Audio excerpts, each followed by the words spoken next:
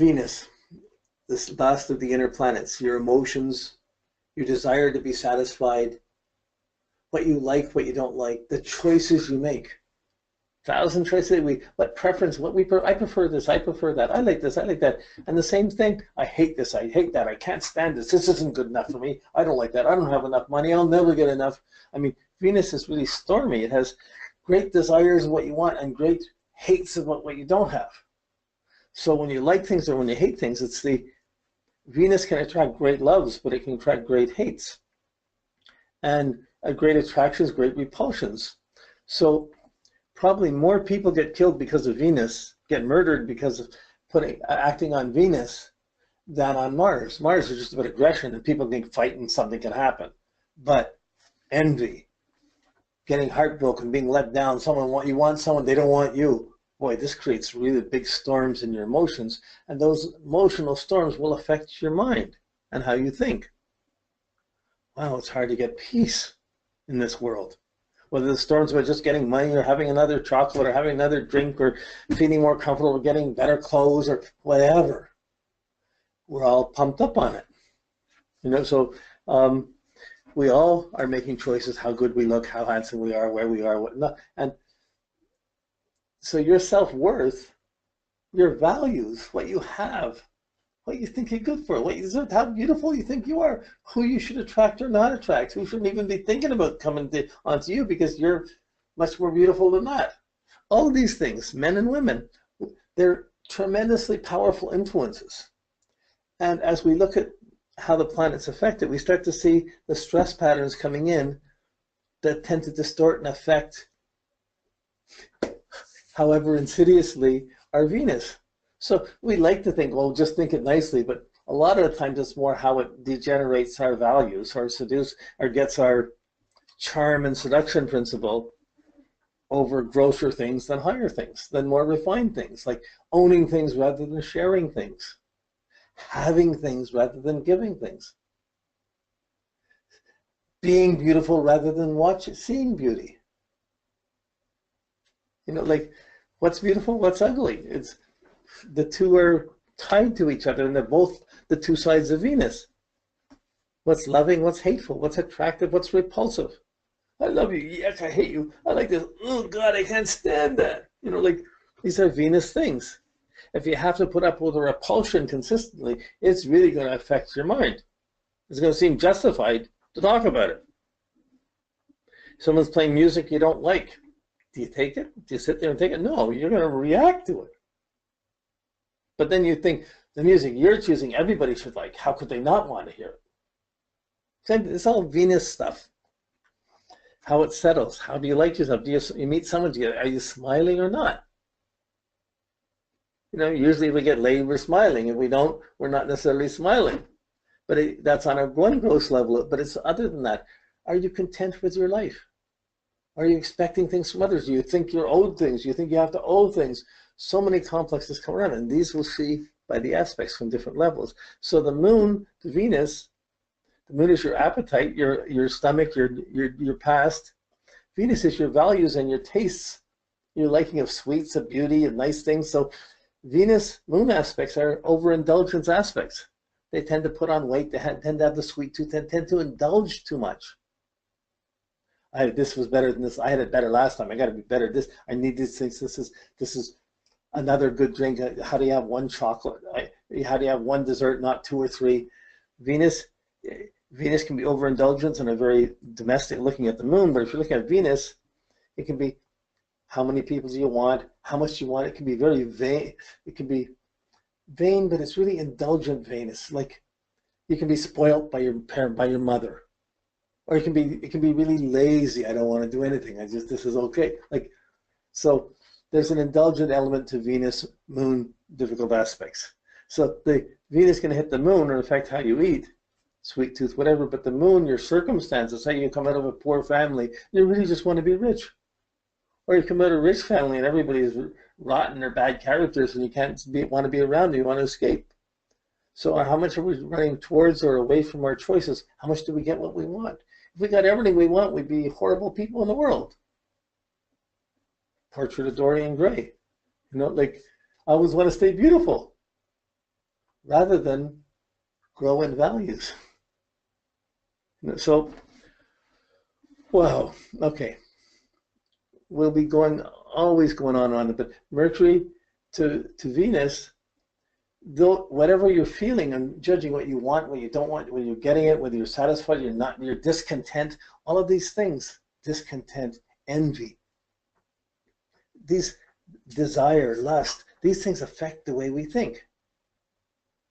And the opposite of desire, lust is projecting. I got to get what I want. It's like, I don't know if it's overindulgent, oversexed. It's like, why work for something if I can charm for it, if I can sweet talk, if I can buy it? Like these are Venus elements. But it affects how beautiful we look, whether we have lines in our face, whether we're smiling. Anyone who's smiling looks beautiful.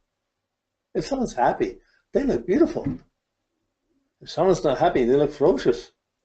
But it's still the same being. It's our appearance that we're putting inner meaning to that appearance, as if it means something more. Oh, they're happy, they like me. Everybody's trying to make kids happy.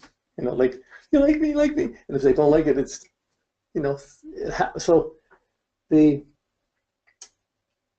Venus affects the Mercury, and I can come back and forth thinking about that. You can see those running into Venus to the moon, the past, what you have, what you haven't had, good habits, bad habits, affecting your choices. But when you put Venus to the sun, it can conjunct the sun, or it can be in the next sign, or it can be a sign and a half. It can be two. It can be in the sign it's in, the next sign, and it can be as far as the second sign away. It can never be square. Again, if Venus is with your sun, your heart, your confidence, and your emotion, and what you want, your magnetism, it's going to be a very charming, magnetic person. Someone who has a sun conjunct. Even with the semi-square, the sun conjunct is very charming. It just has a certain magnetism style. I want something, I'm going to be nice to get it.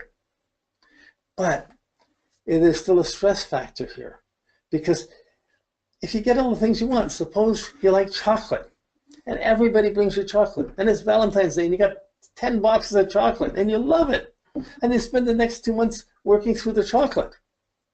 In the third month, you're suddenly 20 pounds overweight, and you suddenly have the, whoa, I'm not looking as beautiful, my charming doesn't have the same effect. I got to start working to try and get rid of the overweight, the excess, so I can be charming again, or be magnetic, or it can work the same way. So, if you have a teacher that likes you, it's easy to study. If you have a teacher that doesn't like you, it's hard to be good. Same with anybody. So this sense of being worthwhile, being liked, being appreciated, that's being appreciated, having value. People like me, I'm valuable, I'm charming, I'm beautiful. That's Venus. So when you put it to the sun, it adds power and confidence. I gotta have this, I gotta have this charm, I gotta be very attractive to people, I'm gonna go after money, I'm gonna be well enough to have the nice things I want. It's gonna have that. But if it gets negative, it's gonna be very powerful, very strongly negative. Like it'll come into vanity or lust. The importance of the sun will go onto the Venus, magnify and give importance to the Venus, and I won't be confident unless I have this. Of course, when you get it, there may be other things that you need for confidence too. It may not be enough, but this is puzzles of life. Too much of a good thing can spoil it. But the sun is tied up to your confidence, so being appreciated becomes very important. A lot of artists will have it. Hey, look at me, Mom. Hey, don't you like me? Aren't I the best for you? Don't you like? It's this the sun to Venus. It's your shining quality of the sun of confidence, but as Venus is trying to get and collect, I want to be liked for shining. There's a condition. I want to get something for being like this. And as long as you're getting it, it's fine. But sometimes somebody has this, and there's a few times in life where suddenly the heartbreak happens, something happens, and they can't see, how come somebody live, how could they leave me? How could this happen? Like, it can create its own puzzles. It's hard enough to be in our body and alive, much less interacting with other bodies, which we do, and it complicates things. But we're still eventually, every night, taking it in and assessing it in our own being. So Venus can be 45 degrees, like away from the sun. It can be 49 degrees, so it can be in that semi-square point away from the sun. The main difference between, if Venus is retrograde, it's between the sun and the earth, it's stronger. And it means you have to go through your desires, refine your values to find your confidence. If Venus is on the other side or it's direct when it's conjunct the Sun, you have to find your confidence before you can choose properly, before you can choose well. Little things, little senses with so many different ways to observe it in person's behavior. How can you do psychotherapy? How can you possibly do psychology with it and understand someone's nature without using this? It doesn't go this far. But as you apply it and you slow this down, when you stop the complex and look at it, you stop the aspect or the relationship between any two planets. Instead of the aspect, the relationship between any two planets. Whether if there's good aspects or bad aspects, at some times in your life you're going to have the stressful, you're going to have the easy. But if you're born with the stressful, there's a predisposition for that to be there, and to have to make more effort to counter the negative factors on it, and for the more attention to be given to that area because the stress is there. Okay, so when you get to start getting to the outer planets, Mars, Jupiter, Saturn, you're putting energy out. You're trying to see how far you can take it until you reach the limit of Saturn. Mars, Jupiter, Saturn. Go for it. How far can you go? Even further. Wait a second, that's as far as I can go. Saturn. We have those 3 stages. So the putting out, I mean, boy, when you want something, it's easy to motivate yourself to do something. You know, so it's easy to, the outer planets will tend to affect the inner choices. So if you have a Mars conjunct Venus, said to be really sexy, easy to, you want something, you attract it, you go, but you want someone, you attract it. You tell someone you like them, you go to sleep with them, you go do things. Immediately there's a push to act on what you want. The sextile and trines are supposed to be fairly smooth, easygoing, give and take in relationship. I give you this, I take that. No big hassle. That's normal. But when there's a stress, there's powerful struggles. I have to have this, I have to do this, I'm going to do this for you, but I'm doing this for you, I want this. If I did that to you, you've got to do this to me. And there could be arguments of stress and poor timing. So this giving and taking around relationships, the receiving love Venus and the giving at Mars, I want to prove to you. I've proved to you, now what are you going to do for me? That hidden agenda, that's the Mars-Venus. So when there's a conjunction, a square, or opposition, it makes the choices more aggressive, more forced. And when it makes it forced, in the best way, like, I guess if you're talking about Venus being climaxing and Mars being what you're doing to get climaxed, or how you climax someone else so you can be climaxed, okay? The Mars to Venus stressful aspects is poor timing. One person's on, the other person's off. You give energy, one person gets there, the other person doesn't. It's stormy. It creates bad timing. Someone forces it, the other person isn't appreciating it. Someone doesn't force it, and the other person's annoyed because, like, the give and take gets stormy. And when it gets stormy, there tends to be an anger. But it doesn't come out like the sharp sarcasm of Mercury Mars.